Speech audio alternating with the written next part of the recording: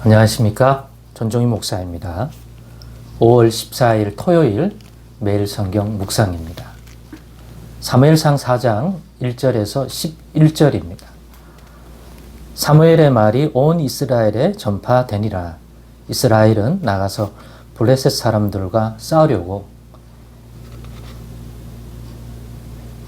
에베네셀 곁에 진치고 블레셋 사람들은 아벡에 진쳤더니 블레셋 사람들이 이스라엘에 대하여 전열을 벌이니라. 그들이 싸우다가 이스라엘이 블레셋 사람들 앞에서 패하여 그들에게 전쟁에서 죽임을 당한 군사가 4,000명 가량이라.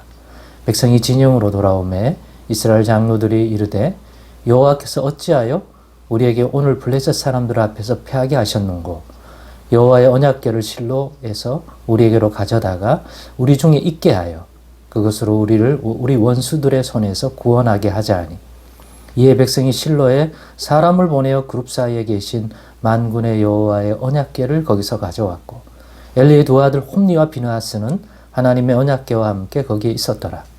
여호와의 언약궤가 진영에 들어올 때에 온 이스라엘이 큰 소리로 외치매 땅이 울린지라. 블레셋 사람이 그 외치는 소리를 듣고 이르되 히브리 진영에서 큰 소리로 외침은 어찌 됨이냐 하다가 여호와의 궤가 진영에 들어온 줄을 깨달은지라. 블레셋 사람이 두려워하여 이르되 신이 진영에 이르렀도다 하고 또 이르되 우리에게 화로다. 전날에는 이런 일이 없었도다. 우리에게 화로다.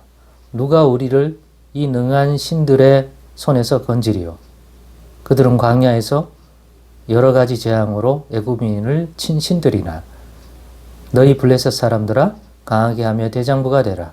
너희가 히브리 사람의 종이 되기를 그들이 너희의 종이 되었던 것 같이 되지 말고 대장부 같이 되어 싸우라 하고 블레셋 사람들이 쳤더니 이스라엘이 패하여 각기 장막으로 도망하였고 사륙이 심히 커서 이스라엘 보병에 엎드려진 자가 3만 명이었으며 하나님에게는 빼앗겼고 엘리의 두 아들 홈니와 비느하스는 죽임을 당하였더라. 아멘. 네, 오늘은 착각하기 쉬운 잘못된 믿음의 예. 착각하기 쉬운 잘못된 믿음의 예라는 제목으로 묵상 나눔을 갖겠습니다.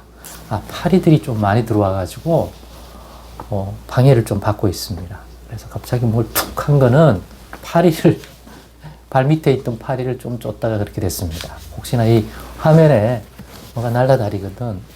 예, 화면이 이상한 게 아니라 파리들이 화면 앞으로 날라서 그렇습니다. 예. 네, 오늘 이제 이 사무엘상도 사무엘의 출생과 또 그 성장 과정을 나타내주는 이 내용들을 지나서 어제 사무엘을 쓰시려고 여호와 하나님이 부르시는 장면을 봤지 않습니까? 그래야 이제 이후로는 사무엘의 사역, 사무엘이 본격적으로 이제 사역하는 그러한 내용과 관련되어서 소개될 내용들입니다. 집안 얘기가 아니라 이제는 그 사무엘 당시에 이스라엘에 관한 이야기들이 배경이 되게 되겠죠. 이때 블레셋과 이스라엘이 전쟁이 일어났습니다. 본문에 읽었듯이 첫 싸움에서는 블레셋에게 져서 병력의 4,000명가량이 전사합니다. 그리고 나서 대성통곡을 하죠. 왜 여호와께서 자신들에게 승리를 주지 않고 이러한 것을 당하게 하셨는지. 그렇게 원망 섞인 걸 하다가 자신들이 왜 졌는지를 돌아봤겠죠.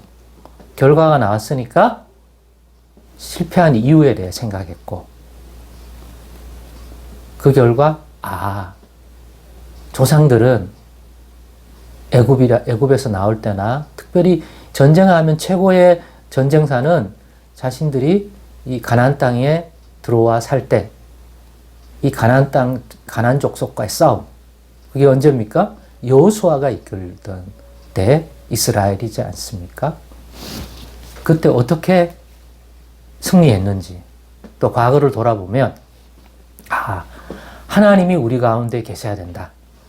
그것을 나타내는 언약궤. 우리가 이번 싸움에는 언약궤를 우리 중심에 두지 않아서 졌구나. 분명히 그래서 졌구나. 그러면 얼른 가져오자. 그때 아직 이스라엘 안에 사람이 손으로 준 예루살렘 성전이 지어지지 않을 때요. 그래서 임시적인 장소들에 있었는데 그때는 실로에 있었단 말이에요. 그래서 급히 실로에서 그 언약궤를 가져오도록 했습니다. 그 언약궤는 제사장과 레위지파 사람들만이 운반할 수 있잖아요. 그래서 실로에서 이 전쟁터로 왔습니다. 그때 엘리의 두 아들 홈리와 비나스도 이 법궤를 가지고 그걸 지키려고 같이 왔습니다. 그리고 이 전쟁에서 죽습니다.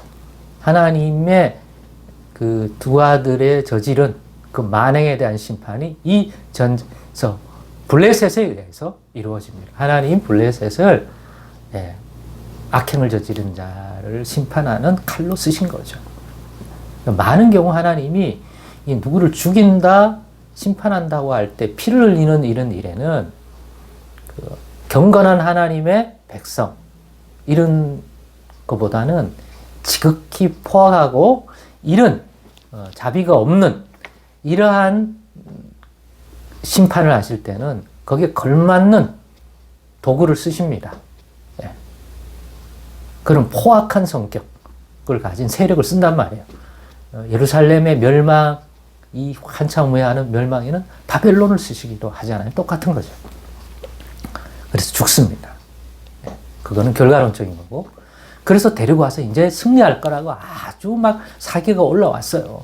막 들어오니까 막 그 이스라엘 군대들이 막 와 이러니까 그걸 멀리서도 다 들려. 야, 알아봐라. 왜 저러냐. 우리한테 졌으면서 첫 번째 전쟁에서 쟤들이 왜 저렇게 그랬더니 법궤, 언약궤가 들어왔다는 거예요. 그런데 여기에 대한 지식을 블레셋도 알고 있는 거예요. 그 언약궤라고 하는 것들이 과거에 애굽에서 이 백성을 건져낼 때 애굽을 쳤고 기타 등등 이스라엘이 이 땅에 거주하게 만들 때 필요한 전쟁에서 그 전쟁을 승리하도록 만든 신들이다. 복수 형태를 썼어요. 여호와가 누군지 모를 테니까. 신이라면서 야 이거 큰일 났다. 두려워하기 시작한 거예요. 근데 보통 두려워하면 사기가 꺾이고 이래야 되는데 하나님이 이날에는 블레셋을 통하여 이스라엘을 심판하고 싶어 하신 게 분명합니다. 웬걸요? 이 지도자가요. 장군인지는 누군지 모르지만 정신무장을 다시 시킵니다. 야, 1차전에 승리했으니까 2차전도 쉽게 승리할 거라가 아니라 그렇게 막연히 생각할 수 있었는데 아니야. 두 번째 싸움은 쉽지 않아. 그러면 정신무장을 바짝 하자. 본문에 있는 것처럼 정신무장을 하고 아주 긴장감을 줘가지고 아주 철저하게 더 무장시켰어요. 그래서 두 번째 싸움에서 예상을 깨고 이스라엘은 승리할 줄 알았는데 법궤가 왔으니까 대패를 당합니다. 1차전에는 4,000명이 전사했지만 2차전에서는 3만 명이 전사했다니 그게 얼마나 큰 패전인지를 보여주죠. 그러면서 우리는 질문을 합니다. 이스라엘의 패전한 진짜 이유는 뭘까? 법궤가 안 들어와서일까? 이스라엘 백성도 또 블레셋도 막연히 그렇게 생각했단 말이에요. 이스라엘 하나님이 싸우시겠구나. 옛날에도 그랬던 거죠. 그런데 웬거요? 홈리와 비나스 죽죠? 3만 명의 이스라엘 병력이 죽어요. 여기서 착각하지 말아야 될 게 뭡니까? 이게 하나님이 받으시는 믿음의 행위다. 법궤 하나 들어오면요. 법궤가 중요한 것이긴 하지만 법궤보다도 그 법궤가 언약의 상징이잖아요. 그러면 언약 백성이잖아요. 하나님이 그들 가운데 계신다는 믿음과 함께 하나님이 약속에 신실하신 분이니까 하나님이 주신 말씀에 대하여 이스라엘 백성이 신실해야죠. 그러면 그 법궤와 함께 하신다는 하나님께서 함께 하셔서 승리를 주시겠죠. 신실하시니까. 언약 속에서 분명히 지켜준다고 말씀하셨으니까. 언약궤를 데리고 와 그 중심으로 있다는 것은 그 여호와 하나님 앞에 합당하게 나아가겠다는 것입니다. 그런데 이 법궤를 단지 들어오면, 기계적으로 물건처럼 들어오면 승리를 준다고 막연히 생각하는 것은 부적이야. 부적처럼 여기면 안 돼요. 그게 없으면 지고 그게 있으면 지고 그걸 부적처럼 여기는 것은 무속적 신앙이요, 우상숭배적 신앙입니다.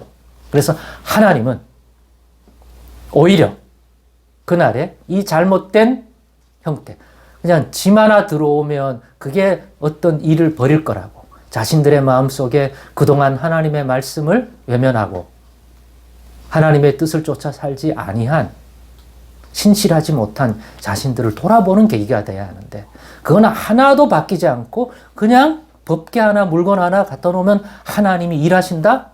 그거는 하나님을 알지 못하는, 홈리 비나스만 여호와를 모르는 게 아니라 이 당시 이스라엘 전체가 여호와 하나님을 인격적으로 바르게 이해하고 있지 못한 게 분명합니다. 착각하지 말아야 돼요. 기도나 예배 행위를 부적처럼, 우리 이제 예배 드렸으니까, 기도했으니까 승리 주시겠다, 이렇게 막연하게 생각하면 안 돼요. 기도하고 예배하는 그 자체가 나쁜 건 아니지만 그걸 통하여서 그 행위가 하나님이 보실 때 합당해야 돼요. 그러니까 착각하기 쉬운 잘못된 믿음의 예가 이런 식으로 하나님에 대한 기대를 가지는 것은 잘못된 거다. 인격적으로 하나님을 진짜 중심에 두고 그 하나님이 뜻하신 바를 청종하고 그 말씀을 받고 그렇게 해야지. 평소에 그렇게 안 하다가 그냥 한 차례 법궤 하나 갖다 놓으면 하나님 기계적으로 승리를 주시는 분이다? 그거는 정말 여호와가 누군지를 모르고 막연하게 기대하는 잘못된 예의 대표적인 케이스가 이 전쟁에서 우리에게 교훈을 주고 있습니다. 혹시 여러분도 신앙의 행위를 이런 식으로 가지는 부분은 없나 돌아볼 수 있는 계기가 되기를 간절히 바랍니다. 기도하겠습니다. 하나님 감사합니다. 오늘의 교훈을 헛되이 받지 않도록 참으로 이 말씀을 각 성도들이 묵상할 때 자신의 신앙과 삶을 돌아볼 수 있는 귀한 깨달음이 있게 하여 주옵소서. 예수님의 이름으로 기도드리옵나이다. 아멘.